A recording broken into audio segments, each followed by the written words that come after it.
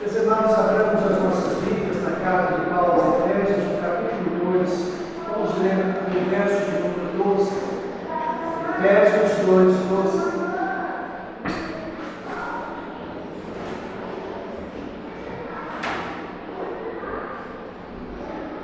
Efésios capítulo 2, verso de número 12, diz assim a Escritura: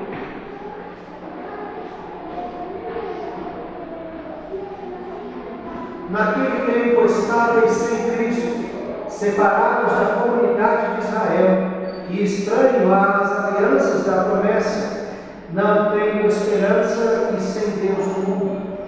Vamos ler todos juntos? Naquele tempo estáveis sem Cristo, separados da comunidade de Israel e estranhos às alianças da promessa, não tendo esperança e sem Deus no mundo. Vamos nos dirigir ao Deus de oração.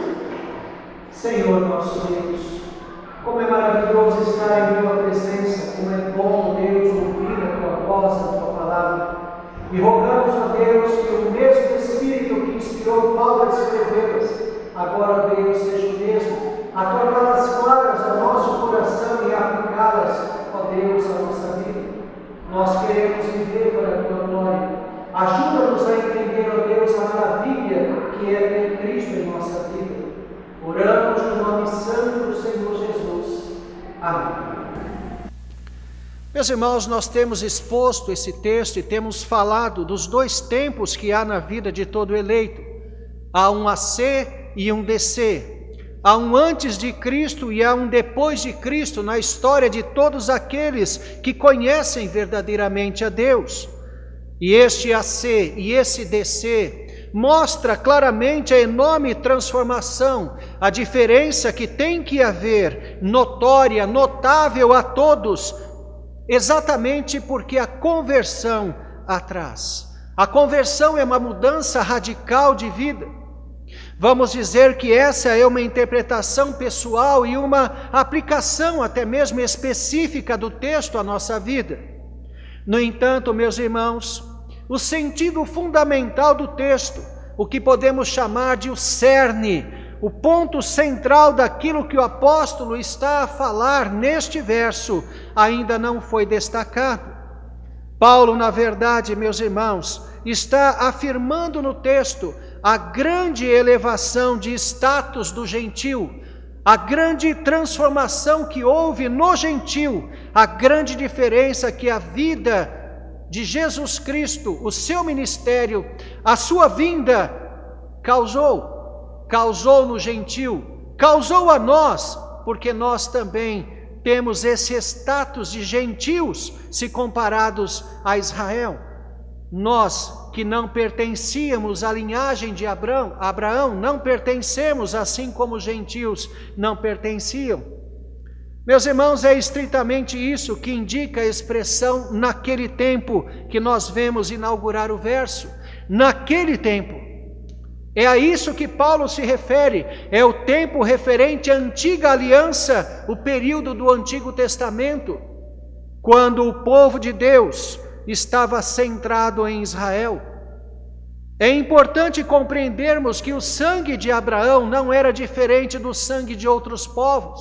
Era a mesma coisa. Não havia nada especial neles, nos judeus, que os fazia humanamente melhores. E é por isso mesmo que, na verdade, a escolha de Deus não recaiu em qualquer distinção que eles tinham na própria humanidade. Não fosse a graça eletiva de Deus, não fosse o ato de Deus de separá-los para Ele, os judeus, os hebreus iriam para o inferno como todos os demais. E bem sabemos, meus irmãos, que nem todos os descendentes de Abraão foram salvos. Isso é nítido no Antigo Testamento, muitos se perderam. E é o que o apóstolo diz lá em Romanos capítulo 9, quando diz que nem todo filho de Abraão era de fato israelita. Nem todo descendente de Abraão, portanto, era de fato salvo, compunha verdadeiramente o povo de Deus. Ao passo que vemos também que vários gentios, mas proporcionalmente poucos quando comparado aos israelitas, foram salvos. O Deus verdadeiro não era exclusivo de Israel, sempre foi e sempre será o Deus de toda a terra. No entanto, foi o Deus que se revelou exclusivamente a Israel. Esse é o ponto, o que significa dizer que só era possível conhecer, compreender o Deus verdadeiro no Antigo Testamento por meio de Israel, relacionando-se com Israel. Em certo sentido, meus irmãos, é possível até mesmo dizer que Israel, o povo de Israel, foi o mediador da aliança de Deus com as outras nações no período do reino no Antigo Testamento.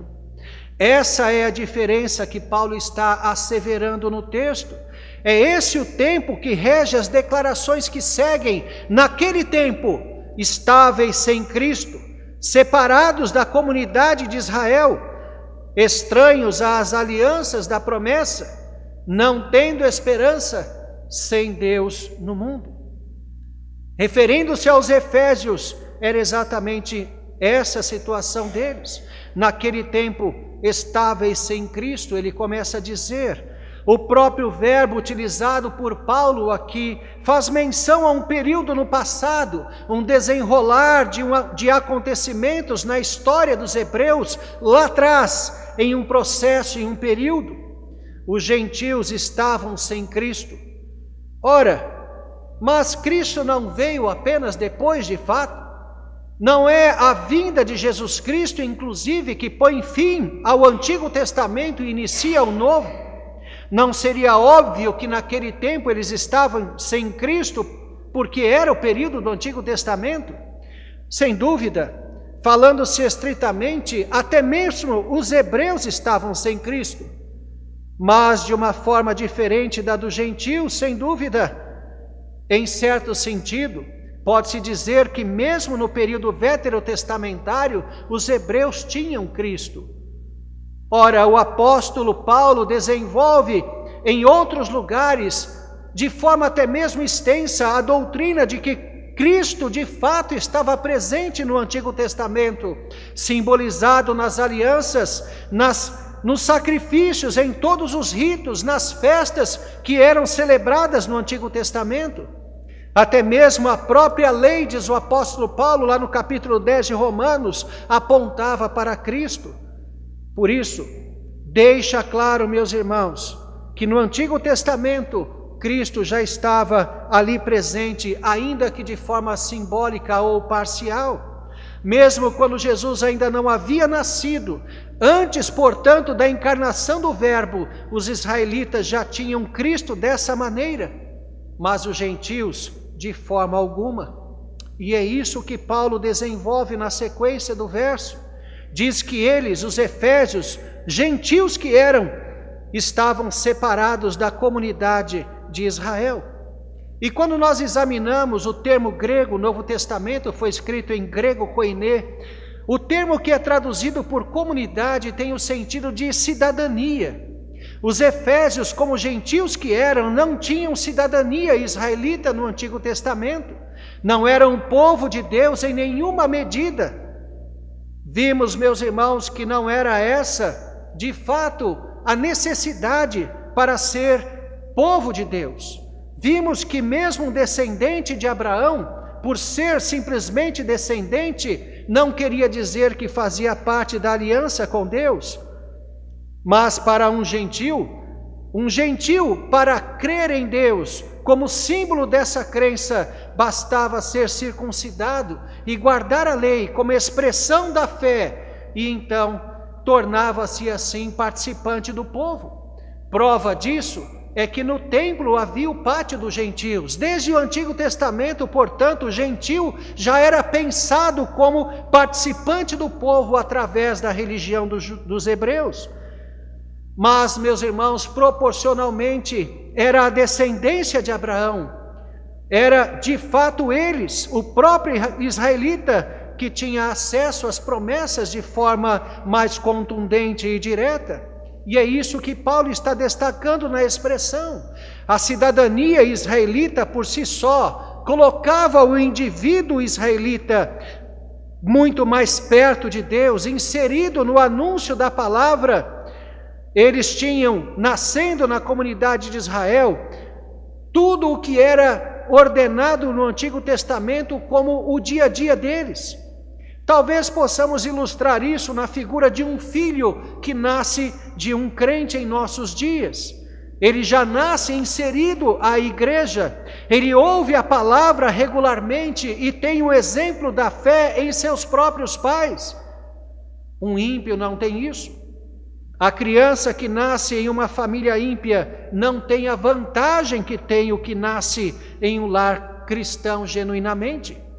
No Antigo Testamento, portanto, essa era a vantagem do hebreu em relação ao gentio. A própria cidadania, pura e simplesmente, já era uma tremenda vantagem, pois significava a proximidade do Senhor, assim como o filho de um crente em nossos dias. Note, portanto, meus irmãos, que a falta da cidadania está ligada até mesmo em uma relação de causa e efeito à condição de estranho às alianças da promessa que segue. A primeira sentença, separados da comunidade de Israel, a falta da cidadania, como vimos, gerava e causava a segunda, estranho às alianças da promessa. Isso fica ainda mais claro quando notamos que na língua original o termo estranhos tem também a ideia de estrangeiros. Como não tinham a cidadania israelita, eles eram estrangeiros, consequentemente, no que diz respeito às alianças, às promessas. Não as conheciam, muito menos participavam delas. Não havia neles, meus irmãos, nenhuma expectativa do cumprimento das promessas de Deus. Por isso, o apóstolo progride em seu raciocínio sem esperança. Sem a expectativa das promessas, não há esperança. O que poderia esperar um gentio? Buscava suas divindades à procura simplesmente de bênçãos terrenais, temporais, coisas tão somente materiais. A expectativa de vida futura deles era simplesmente uma continuidade da presente vida em lugar próspero e favorável. Mas lhes faltava o principal, lhes faltava o mais importante, a perspectiva da salvação, a redenção que implica o pagamento da nossa dívida, que só poderia ocorrer pelo derramamento de sangue, mas de alguém incomparável, alguém impecável. Caso contrário, qualquer representante que fosse pecador morreria por seus próprios pecados. Faltava ao gentio a noção da graça de Deus, o senso do Deus bondoso e, acima de tudo, meus irmãos, a ideia do próprio relacionamento com Deus, que é, acima de tudo, a maior bênção de todas. A salvação é estar com Deus, é conhecimento experimental de Deus, é se relacionar com Deus. Paulo termina sua sequência de argumentação exatamente assim: sem Deus no mundo. Meus irmãos, que tragédia, que situação terrível, sem o conhecimento de Deus, sem a comunhão com o Senhor, sem nenhum referencial autêntico do Deus verdadeiro para viver nesta terra. É possível perceber uma progressão, portanto, na sequência que Paulo constrói. Sem Cristo, sem a cidadania de Israel, estrangeiros no que diz respeito às alianças, sem esperança, sem Deus no mundo. Uma vida vazia da verdadeira esperança pela falta de Deus na própria vida. Só há desesperança, aridez espiritual, um vácuo no espírito, um vazio no coração. Por isso, meus irmãos, Paulo assevera, e há algo ainda pior: não tendo referencial divino, tornam-se então Deus para si mesmos e se estabelecem como padrão de todo bem e de todo mal. Tornam-se nulos em seus próprios raciocínios, desenvolvem então as filosofias humanas desligadas de Deus, adoram a criatura ao invés do Criador, criam seus próprios deuses. Como Paulo fala no primeiro capítulo da carta aos Romanos, a perda do verdadeiro conhecimento de Deus, a falta do referencial divino, portanto, faz com que o ser humano desenvolva uma religião para o homem e não voltada para Deus. O homem faz seu ídolo, diz o que o ídolo quer e a forma de ser adorado. Portanto, toda a idolatria é, na verdade, o reflexo do próprio homem. Reflete o que o homem é, um Deus feito pelo homem para fazer o que o homem deseja. É a divinização da humanidade, é colocar o homem como centro da adoração, é o completo abandono de Deus e do conhecimento do verdadeiro Deus. A tal ponto, meus irmãos, isto chega. Quando o ser humano perde, então, o senso de Deus, o seu referente, aquele de quem foi criado como reflexo, todos nós fomos criados à imagem e semelhança de Deus, que quando assim está longe do seu referencial, transforma-se naquilo que não é. Ele nega aquilo que Deus criou. Paulo, em Romanos 1, vai mostrar a homossexualidade como o ponto mais longe do afastamento de Deus. A falta do conhecimento de Deus, que leva à falta de conhecimento de si mesmo, a renúncia de quem se é a revolta não apenas contra a lei moral de Deus, mas também contra o que Deus fez, aquilo que a própria pessoa é. Ela então refaz o que é. Ela assume o papel de criador de si mesmo, transformando-se naquilo que quer ser, naquilo que quiser.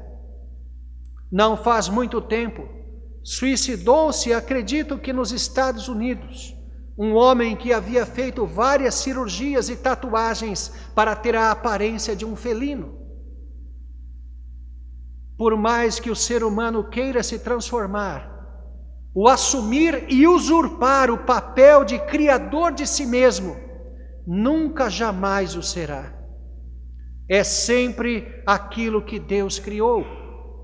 O homem sem Deus, meus irmãos, é isso, sem esperança, sem referente, alguém que nega o que é, está em crise consigo mesmo, procurando se estabelecer, mas jamais encontrará algo real, um porto seguro, longe do único referencial da humanidade que é o Deus verdadeiro, único Deus de fato. Meus irmãos, notem o que Paulo diz em relação à condição do gentio, aquilo que éramos antes de Cristo. Percebam, nós não mais vivemos aquilo. Temos Deus no coração, temos Cristo no mundo. Todas as promessas são nossas, toda a esperança nos pertence. Paulo está, portanto, enfatizando no verso o quanto Deus é necessário para nós e a grande transformação que isso causa na nossa vida.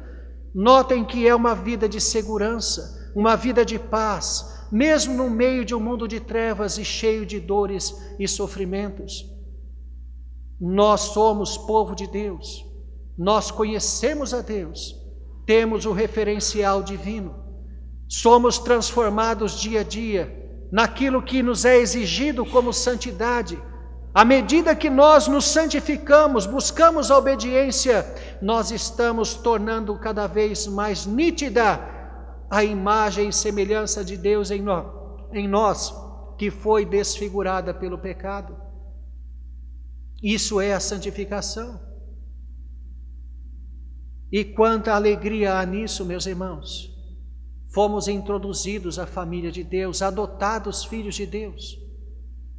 Quanto louvor, quanta gratidão há no coração daqueles que reconhecem isso, daqueles que percebem o valor disso, daqueles que vivem intensamente a bênção de ser filho de Deus, de desfrutar da concretização das promessas, de viver como família de Deus. Pensemos, meus irmãos, nessa realidade. Pense na sua vida. Qual o impacto dessas verdades na experiência da sua vida. Essa é a bênção de Deus, a bênção da salvação eterna, refletida nos dias, nos poucos dias que Deus nos dá para viver, para sobreviver nessa terra. Que Deus nos abençoe grande e ricamente. Amém.